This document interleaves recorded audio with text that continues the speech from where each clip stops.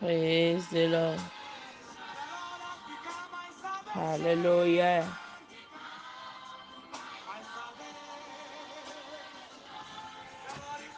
The Lord is my strength, my soul, my soul. Praise the Lord. Hallelujah. Mawira medelendekaya. Oh. Gada kpena Amerike wachofa gbenare nikbakuota. De la Yesu enye miafe no sen. Hallelujah. Mina miado gbeda. Mao no se okata tome da kpena. Kakotome do de jilondekaya. Mecho bubu klenchi kokwena la bena wenye ma. Akpena ode doga iko de la Yesu neva ode miata. Oh fofo nchi kokwena olendekaya.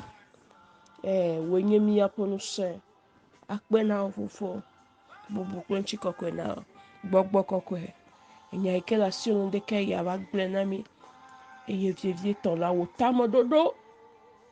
Ikenchi negba formule nkeke ya chia. Otamo dodo maneveme. Bede mianchi. Bena akoto. Miawo. Miapa gbebe yiyo. Miapa gbebe nkeke. Miapa gbebe po miawo nti donye. Dakbe na obeveme. Le Yesu penkome. Amen. Praise the Lord. Hallelujah. Mawira olendekaya. Fisia fi kenele me chopoto Yesu Kristo pe gbedona me vana. Me da akpena mau. De mia de meto de sia de pa gbeta. Akpena mau de wa gbeta. Amerike no senya ocho jara gbagba be na yawo. Mau pe lolodo. Wa meke ye mau pe nyasese jona china. Ike webe na ne me se mia ben ko cho jara gbagba biyo na mia tabe nu kai jo ma mau ne ira. Mau ne dwete penao. Shiale kenele jimawa. Mau bo hune chiu ne keren chiu. Eye ne wo jimejiji o katana. Le Yesu Kristo penkome. Amen. Abale ke ninye kuda si akuda. Na poto de mami se na mau penya. Lendeke ya poto gbadra ndu to he do de na nye kuo. Ye muhwa sebe na aonywe na migodo. Loloto me gango bi mile eyi ya ofo nuwu. Mile gogo hihi afo nuwu. Mile gogo nukata afo nuwu. Eye majiji ola. Nya foto Yesu Kristo gbana. Hallelujah. Majiji de la Yesu gbana. Mile gogo nukata afo nuwu. Hallelujah. Ta ele na nye gbaku obe nya tra mia do kyodo ele na nye gbaku obe gbesia gbela mia po de popo ba wa la mia popo be ko ele na nye gbaku obe gbesia gbela amen veve ke sumia si le Kristo amen veve ke swasi o Kristo swasi o la ele na nye gbaku obe gbesia gbela amen veve amia le meda si se de hallelujah lendeke amia gede ma upe nyame nya hanu le Apocalypse 3, verset 8. Eh bien, je connais tes œuvres. Je connais tes œuvres. Voici parce que tu as peu de puissance et que tu as gardé ma parole et que tu n'as pas renié mon nom. J'ai mis devant toi une porte ouverte que personne ne peut fermer. Eh bien, koda menya wo dowo. Lendeke ya foto afo gbelevana mede tohede. Amede ike le mau fo nyao medasi. Amede ike tu gbobe. Ebe nu sample ya de kolasio. Tu gbobe na de kamala siwo. Tu gbobo le tonu me. Tu gbobe haha le tuo. Vo wa mema ike poto le Kristo fo nyao medasi. Hallelujah. Wa mema ike me kan fa ndudo. Me kanu ika mo le glo. Te poto le Yesu ayo me. Amole de aloma le nu. Fo ga kene gbebe ye ma gbenu le Yesu gbo.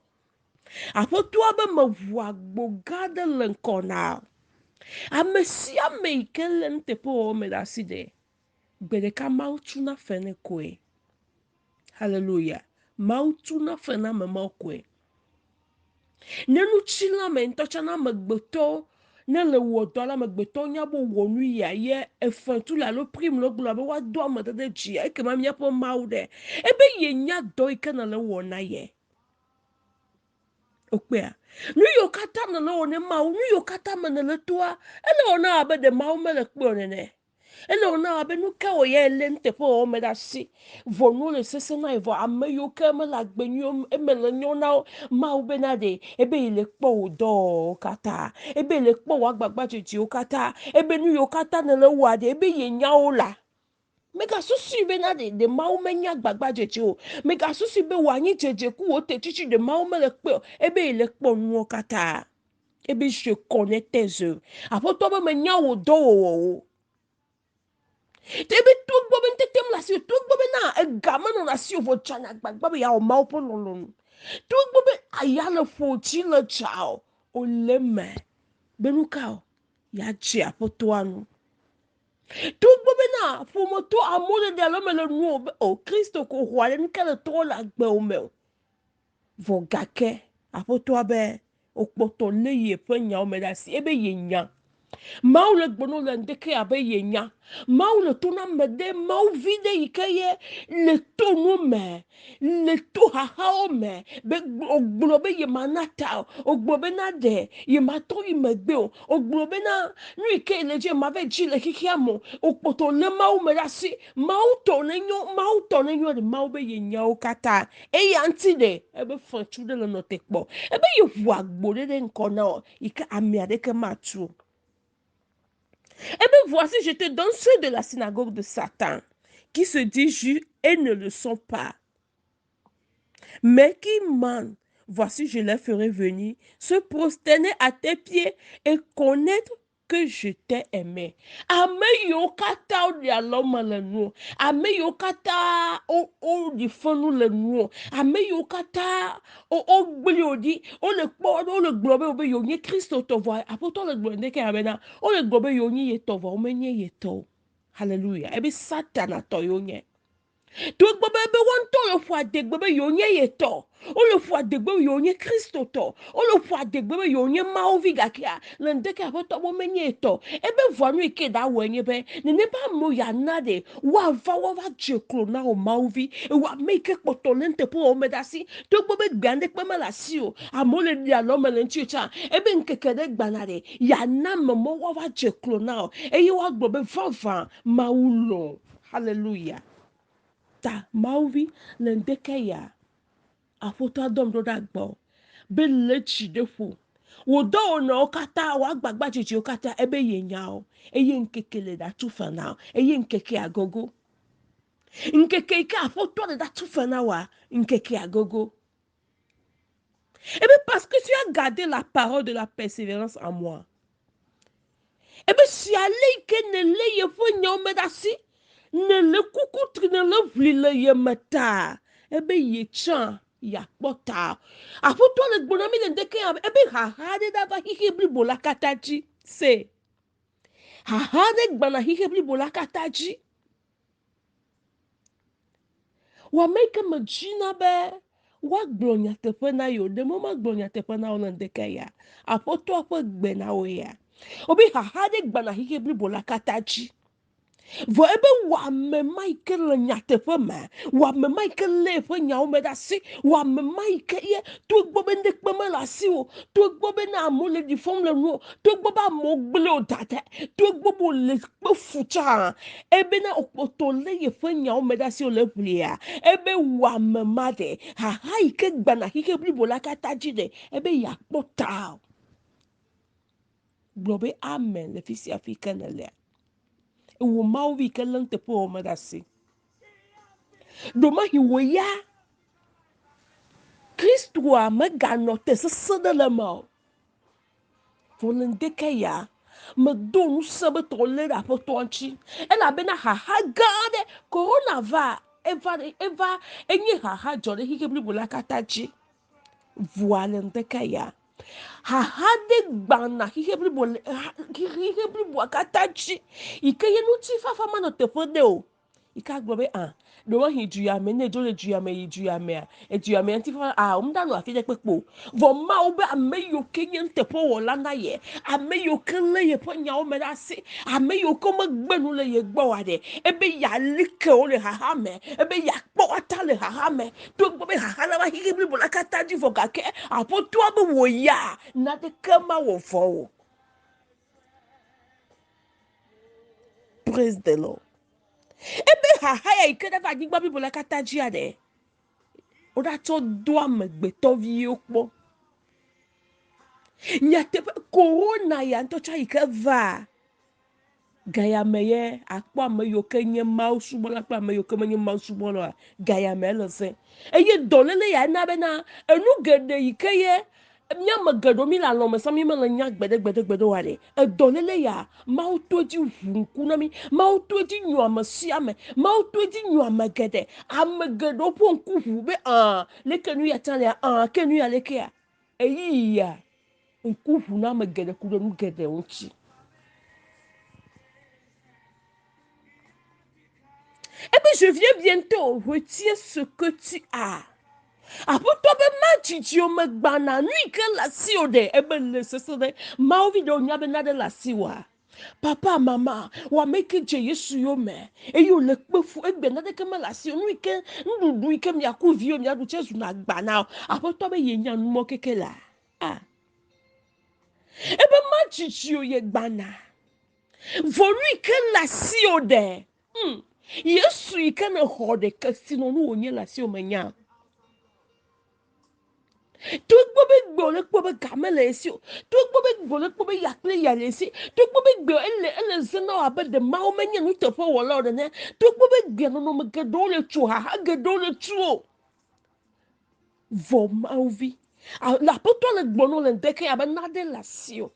Que sinon nous de la sio lui kenti futo le chi yo me lui kenti futo le hodani lui kenti satana le yo me na o to fi ya chakli de na de la sio le jibe ya hola sio we le deke futo le globe na ebe nu mai ke la sio le sesede no gbo na me de be na le sesede e fia be na me de to te fode e fia be me le do te fode what e no la te ge la sio la bufa alors me la te gbo nu ma la sio fa ya to na me abe le no sesede ben bagio ala me de ben bagbo la sio apoto le gbo no be ebe le sesede que sinon nous de la sio Yesu ikene ho agbe ma voye onye que sinon nous onye la sio futo nu kenti futo le tutu le wonu sia nu ku onye be na agbe nu le Yesu agbo ya ho que sinon nous la sio ya fi que sinon nous la sio on to ko menya be que sinon de la lo mena ye voga kele ndeke ma gbo no be nu kenti futo le chi yo me ma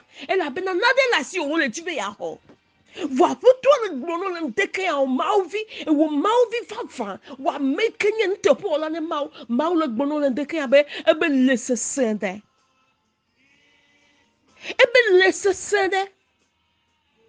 e la be machichi oye gbana afin que personne ne prenne ta couronne bena merde que me gaho wo fia kuko a merde que me gaho wo fetua Christo to que sinon nous de la sio na de la sio que me le kike ya masio Yesu ike so asi ode no kata la si wo menya we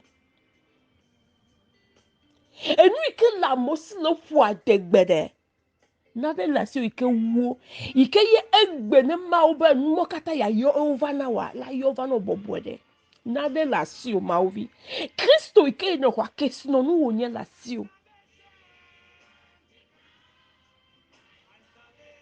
Amojeto makpona dele entete amojeto ikonji le meke egalesi ejibi wa yodo na dokita fi ke dolele wa doa doyoyo magale ne ebe dokita ne hoga gbogbo yo kata ne wa yodo dokita be na de o ni na dele be ya wa ya te we voa na de kemele wona magale obe do ko waku nka ya mewo eloga kaka do kwanji eloga ku gbebe new york kata de nu kanti o ledo nu kanti yo do ponu ya odo hallelujah na de kemele ke na cho na de wa gbeta mauvi nade la sio apoto le gbono le ndeke ya bena enuma ike yito na ola agbema foma ike la sio Kristo ike ne ronya tepo ike ne nya ne le rasida ebe le sesede ela be futo le yome hahade gbana nyigba ya chi yikeye na mele numa sesedoa ayaola po ike nwala galasio abuo de popo bobuete ta le mauvi le Kristo ameda sesede mekan haha ike na dogo mekan lome de de mekan no yokere chuo apoto be majiji o megbana fentu na no te po Mauvi fentu na no te po Kristo to fentu na no te po papa fentu na no te po la mama fentu na no te po la me yi ya be na gbocho me yi ya be na demegbe o na nyi be wo ya na demegbe le yi sese ya o me a landeke apoto to le yo be na to gbo fa ye gbo yi to le ne yi nchi sese de ela be fentu na no te po ma chichi apoto agbana ko be fentu ma o be fika na le